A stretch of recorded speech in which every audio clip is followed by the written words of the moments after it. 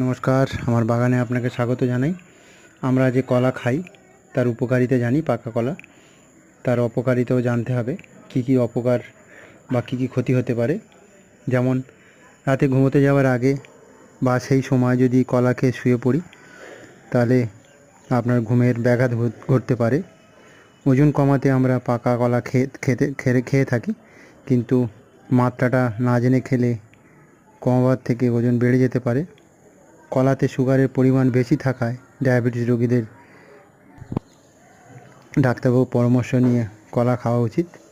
ঠান্ডা লাগলে বা গলায় ব্যথা হলে পাকা কলা খাওয়া একদমই যাবে না। মাইগ্রেনের সমস্যা থাকলে তাদের কলা না খাওয়াই ভালো, কারণ কলার মধ্যে এমন উপাদান আছে যা মাইগ্রেনের সমস্যা আরও বাড়িয়ে দিতে পারে।